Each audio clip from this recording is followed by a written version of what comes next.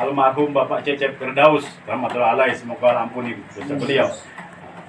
Pernah bayan di Jakarta, kata beliau, ada orang yang tinggal di gubuk di pinggir-pinggir rel, sehingga disebut gubuk derita. Jadi bukan karena tinggal di gubuk jadi menderita, tapi gara-gara di dalam gubuk tidak ada agama di dalamnya. Kalaupun seandainya tinggal di dalam gubuk yang reot, yang terbuat dari kardus mungkin kan, atapnya dari plastik-plastik, tapi di dalam gubuk tersebut diamalkan agama secara sempurna, maka seperti tinggal di dalam istana. Nabi SAW katakan, baiti jannati, rumahku surgaku. Baiti jannati. Padahal rumah Nabi itu kalau kita pernah lihat itu di fotonya atau kita ziarah ke makam beliau, ukurannya itu hanya 4 kuburan saja. 4 kuburan. Kuburan Rasulullah SAW, makamnya Abu Bakar Siddiq radhiyallahu anhu, makamnya Umar, satu lagi kosong. Nah, satu kapling lagi. Untuk kata ulama ini nanti Imam Mahdi makam di situ. 4 kuburan saja ukuran rumahnya. Kalau kita kan hampir 400 meter rumah kita. Nah, tapi kata Nabi, baiti jannati, rumahku seperti surga. Kenapa? Karena di dalamnya nih dari mata Allah SWT, amal agama dihidupkan. Wujud amal-amal agama. Sehingga orang yang tinggal di rumah tersebut akan mendapatkan ketenangan, kedamaian, ketentraman, kebahagiaan. Enak hidup. Kalau agama nih kita sempurnakan. Tapi dari mata Allah, kalau agama ini tidak kita sempurnakan, walaupun fasilitas hidup ini kita lengkapi, tidak ada kekurangan dari segi ekonomi, dari segi finansial. Kita tidak ada kekurangan, segala berlebih-lebihan malah. Tapi kalau agama ini tidak kita amalkan, maka kesusahan-kesusahan akan kita dapatkan. Masalah demi masalah akan kita dapatkan. Bapak Ibu yang dirahmati Allah Subhanahu wa taala, agama ini perkara yang sangat penting dalam kehidupan kita. Satu-satunya jalan, satu-satunya asbab untuk mendapatkan kebahagiaan dunia akhirat. Dunia yang sementara ini, yang 67 tahun ini, dan nanti di akhirat yang selama-lamanya, hanya dengan cara kita mengamalkan agama ini dengan sempurna. Maka agama ini perkara yang sangat penting. Lebih penting daripada nyawa kita sendiri. Lebih penting daripada nyawa kita sendiri ini agama. Karena begitu pentingnya ini agama, Allah Subhanahu wa taala hantar para nabi, para rasul, kekasih-kekasih Allah, orang-orang pilihan, orang-orang terbaik, manusia-manusia yang Allah pilih untuk membawa ini agama. Bukan orang sembarangan. Karena ini agama adalah perkara yang besar, perkara yang mulia, perkara yang penting. Maka Allah hantar para nabi. Dan hadirin mata Allah Subhanahu wa taala, para nabi, para rasul ini, para anbiya sallallahu wassalam ini, kata ulama kurang lebih 124.000 nabi dan rasul telah Allah hantar ke muka bumi ini. Misi semuanya sama. Apa? Membawa agama. Ya qaumi ibudullah ma lakum min ilahin gairuh. Wahai kaum, hendaklah kalian menyembah kepada Allah, amalkanlah agama. Karena sesungguhnya tidak ada yang berhak disembah selain daripada Dia. Nah, hadirin mata Allah Subhanahu wa taala, para nabi dalam membawa agama ini penuh dengan pengorbanan, penuh dengan kesusahan. Ada nabi yang dibakar hidup-hidup, Nabi Ibrahim. Ada nabi yang dipenggal lehernya, Nabi Yahya alaihissalam. Ada nabi yang digergaji, Nabi Zakaria. Ada nabi yang diusir, ditimpuk batu sampai tidak bisa bergerak lagi karena penuhnya batu menimpa badannya. Bahkan di zaman Bani Israel, ada di waktu pagi ini 300 nabi dibunuh. Dan sorenya tempat pembunuhan nabi itu dijadikan pasar oleh mereka. Ribuan nabi diutus Allah Ta'ala, misinya sama. Mengajak manusia mengamalkan agama, mengajak manusia taat kepada Allah, mengajak manusia agar mendapatkan kebahagiaan. Karena Bapak Ibu Allah SWT, kita ini, ya kan, cita-cita kita yang bersama nih adalah ingin senang di dunia, ingin senang di akhirat. Cobalah di Bogor ini kalau kita tanya, pinginnya senang di akhirat saja pasti nggak ada. Ya kan, pinginnya pasti ingin senang dunia, senang di akhirat. Nah, ini manusia yang pintar nih begini nih. Nggak ada, saya mah ngalah aja di dunia, biar aja saya belangsak hidup, nggak apa-apa. Yang penting di akhirat senang, itu jarang. Ada juga, ada tapi jarang, kita nggak pernah dengar begitu. Pinginnya semua manusia ini ingin senang dunia, senang di akhirat. Doanya aja kalau sholat apa? Rabbana atina fid dunya hasanah wa fil akhirati hasanah wa qina adzabannar. Ya Allah, berilah saya kesenangan, kebaikan-kebaikan di dunia dan kebaikan-kebaikan di akhirat. Dan jauhkanlah daripada api neraka. Kita ini ingin senang dunia. Yang kiai ingin selamat dunia, ingin selamat di akhirat. Yang santri ingin selamat dunia, ingin senang dunia, ingin bahagia dunia, juga di akhirat. Yang pejabat sama. Yang ada di Eropa, yang ada di Amerika, yang ada di Papua, yang ada di pedalaman Kalimantan. Semuanya sama dari mata Allah. Cita-citanya adalah ingin mendapatkan kebahagiaan dunia dan akhirat. Maka dari mata Allah SWT tidak ada cara lain agar kita ini mendapatkan kebahagiaan akhirat dengan cara kita sempurnakan iman kita sempurnakan amal agama kita dalam diri kita ini, maka Allah akan berikan kebaikan-kebaikan, kesejahteraan, kebahagiaan, kedamaian hidup di dunia dan di akhirat. Nah, Bapak Ibu dan Allah, sama-sama kita paham, sama-sama kita mengerti sebagai orang beriman.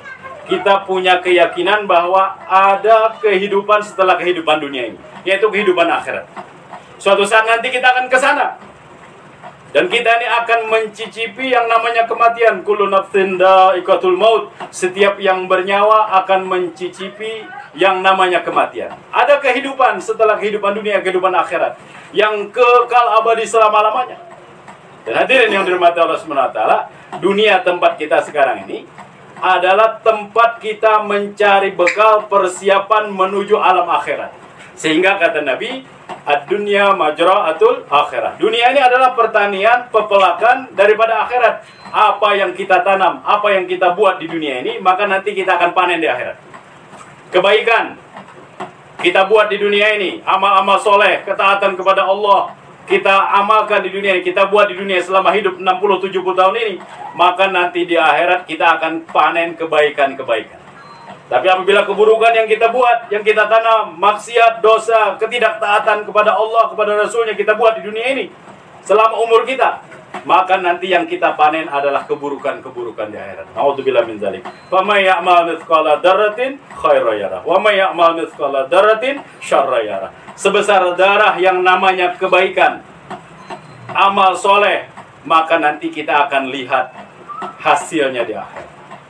Dan sebesar darah, sebesar debu, keburukan, maksiat, dosa yang kita buat, walaupun gak ada yang tahu nih, nanti di akhirat kita akan lihat hasilnya. Jadi hakikatnya Bapak Ibu yang dirahmati Allah SWT, kita hidup di dunia selama 60-70 tahun ini, tidak ada seorang pun yang usaha atas dunia. Aslinya begitu. Hakikatnya semuanya usaha atas akhirat. Karena apa saja yang kita buat, duduk kita, berdiri kita, diam kita, bicara kita, apa yang kita dengar setiap detik, setiap menit, setiap jam yang kita lalui selama hidup di dunia ini, nanti semuanya akan mendapatkan perhitungan daripada Allah Subhanahu wa Ta'ala. Ya, hadirin matalah, Nabi katakan tidak akan bergeser kaki seorang hamba di hari kiamat nanti sebelum ditanya 4 perkara. Apa yang ditanya? An umrihi bima. Umur dihabiskan untuk apa? Umur yang kita sekarang kita miliki ini, yang Allah berikan kepada kita di dunia ini, selama hidup di dunia 60-70 tahun. Karena kata Nabi, umur umatku ini antara 60-70 tahun saja. Ini setiap detik, setiap menit yang kita lewati menghabiskan umur ini, nanti Allah akan tanya dipakai untuk apa umur kita ini. Kalau kita hidup di dunia 60 tahun, maka 60 tahun ini akan kita pertanggungjawabkan setiap detiknya, setiap menitnya, setiap jamnya akan ditanyakan oleh Allah Ta'ala, dipertanggungjawabkan. Jadi Bapak Ibu dirahmati Allah, bukan kita hidup di dunia ini enak-enak, bukan. Bukan mau senang-senang, bukan enak-enak, bukan. Kita ini akan diperhitungkan nanti di akhirat. An sababihi bima ablah. Masa muda digunakan untuk apa? Banyak dipakai untuk taat, apa dipakai untuk maksiat? Masa muda ini kata ulama antara umur setelah balik kita sampai umur kurang lebih 40 tahun. Nah, ini masa muda namanya. Karena kalau sudah 40 tahun ke atas itu udah usaha dewasa, ini usia dewasa. Bukti dewasa apa? Penyakit pun sudah mulai berdatang. Ya kan, sudah mulai sering masuk angin kalau naik motor. Takaup kehujanan, panas tiris, kedinginan badan. Asam urat sudah mulai wujud nih. Mata pun sudah mulai lamur. Telinga sudah mulai agak-agak harus 2-3 kali diucapkan, diulang-ulang baru kedengaran dengan jelas. Jadi masa muda ini nanti juga Allah akan tanya. Masa sehat kita, masa jag-jag kita, di saat pikiran kita masih segar, mata kita masih cenghar, masih bisa melihat yang jauh juga, yang kecil-kecil bisa kita lihat, telinga kita masih hebat. Ini nanti akan ditanya digunakan untuk apa. Begitu juga dari mata Allah SWT, harta yang kita miliki ini nanti Allah akan tanya. Min aina iktasabah wa fima anfaqa. Dari mana dihasilkan? Asalnya dari mana nih harta? Dua nih harta nih pertanyaannya. Dari mana? Kemudian dibelanjakan untuk apa? Ada orang hari ini mendapatkan harta dari jalan yang halal, tapi digunakan kepada perkara yang haram. Celaka. Ada orang juga yang mendapatkan harta dari jalan yang haram, digunakan untuk yang halal. Celaka juga. Ini akan ditanyakan, harta kita dapat dari mana? Nih ibu-ibu punya jilbab 10 nih, datang dari mana nih jilbab? Terus dipakai untuk apa nih jilbab? Punya motor, dapat dari mana nih motor? Terus dipakai untuk apa aja? Punya mobil, punya rumah, punya tanah, punya sendal. Ini nanti ditanya, dapat dari mana nih sendal? Hasil yang haram kah? Hasil yang subhat kah? Hasil yang makruh kah? Nanti akan ditanya, atau hasil yang halal. Nanti Allah tanya ini harta kita. Terus dipakai untuk apa? Wa fima anfaqah, digunakan untuk apa? Diinfakkan, dibelanjakan untuk apa ini harta? Nanti Allah akan tanya kepada kita. Berarti dari mata yang terakhir nanti Allah akan tanya di akhirat apa? An ilmihi madza amila fi. Ilmu yang kita miliki, yang kita pelajari, yang kita dapatkan dari guru-guru kita, dari orang-orang tua kita, mungkin dari kawan-kawan kita. Ilmu yang kita dapatkan ini sudah diamalkan apa belum? Jadi yang dirahmati Allah SWT, kita nih Pak, Masya Allah, di dunia ini bukan tempat akhir kita. Ada alam-alam berikutnya yang akan kita jalani. Dunia ini hanya, kata sebagian ulama, hanya alam yang ketiga. Pertama kita berada di alam ruh, kemudian berada di alam rahim ibu kita. Yang ketiga sekarang kita ada di dunia ini, dihantar oleh Allah Ta'ala. Dan di dunia ini sudah Allah putuskan manusia ini tidak akan hidup kekal selama-lamanya. Mau nggak mau, siap nggak siap, ada bekal nggak ada bekal, yang namanya manusia hidup di dunia ini suatu saat nanti akan meninggalkan ini dunia. Kullu nafsin dha'iqatul maut. Setiap yang bernyawa akan mencicipi yang namanya kematian. Bapak Ibu yang dirahmati Allah SWT, maka kata Nabi, orang yang pinter, orang yang cerdas, orang yang waras otaknya nih, kata Nabi, siapa? Bukan para profesor, maaf kalau ada profesor di sini. Bukan para sarjana, gelar berderet-deret di depan nama kita, di belakang nama kita, segala macam gelar. Bukan itu orang-orang pinter. Sekolah sampai ke USA sana, bukan. Orang pintar ini siapa kata Nabi? Mandana nafsahu wa amila lima ba'dal maut. Al-kaisu mandana nafsahu wa amila lima ba'dal maut. Orang yang cerdas, yang pintar, yang sehat otaknya ini siapa? Orang yang ketika di dunia ini bisa menahan hawa nafsunya dan beramal untuk persiapan kehidupan setelah kematian. Ini orang yang pintar. Jadi Bapak Ibu dirahmati Allah SWT, Masya Allah, dunia yang sementara ini, ya kan? Maksud dan tujuan kita hidup di dunia ini adalah untuk menyempurnakan iman, menyempurnakan amal, menyempurnakan agama. Bagaimana 100% perintah Allah, 100% sunnah Nabi SAW wujud dalam kehidupan kita. Ini maksud dan tujuan kita di dunia. Kalau perkara makan, sandang, papan, perumahan, kendaraan, ini keperluan. Kita perlu makan, kita perlu minum, perlu rumah, perlu kendaraan, ya kan? Ini keperluan saja, tapi bukan maksud dan tujuan. Nggak punya rumah, ya nggak apa-apa. Misalnya nih, ada orang nggak punya rumah, oh dosa? Enggak apa-apa. Orang belum punya mobil, ya nggak apa-apa. Ya belum punya, ya gimana? Ada ini belum punya istri, ya nggak apa-apa, ya keperluan kok. Belum punya beras, nggak punya makanan, nggak punya macam-macam.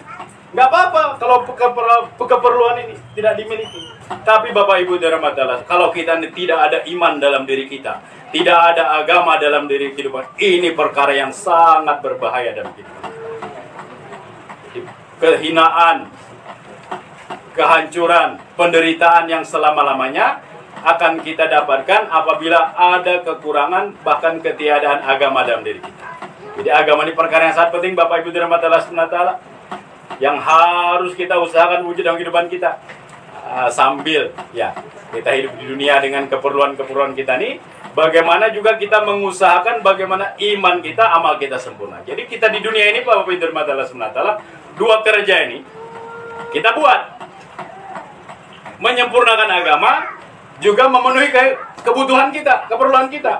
Loh, kita manusia perlu makan, perlu. Kalau nggak makan susah. Kita perlu kendaraan, perlu juga. Nah, sehingga dirahmati Allah Subhanahu wa taala kita usahakan kedua-duanya untuk perkara yang sementara ini saja kita perlu usaha, ya kan? Duit nggak datang dengan sendirinya ke rumah kita.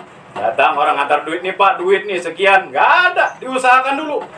Datangnya beras ke rumah kita, datangnya mobil ke tempat kita, datangnya kita punya keperluan ini, asbab kita usahakan. Macam-macam usahanya, ada yang jadi pedagang, ada yang jadi petani, ada yang jadi buruh, ada yang jadi pekerja, macam-macam bisnis, segala macam dibuat untuk mendatangkan keperluan-keperluan ini. Nah, mau dirahmati Allah Subhanahu wa taala, agama ini juga bagaimana mendatangkan agama harus dengan usaha, nggak bisa kita duduk-duduk aja. Cukup dengan doa. Ini duit gak ada nih, tukang kredit nagih terus ke rumah, doa aja nih.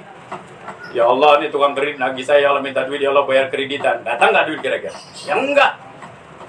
Usaha. Ya terserah usahanya masing-masing. Ini perkara dunia yang kecil nih saja, kadang-kadang datang kepada diri kita harus diusahakan dulu. Apalagi agama, apalagi iman, apalagi amal, ketakwaan, kesolehan tidak akan datang dalam diri kalau tidak kita usahakan. Maulana Ilyas rahmatullah. Anja Channel.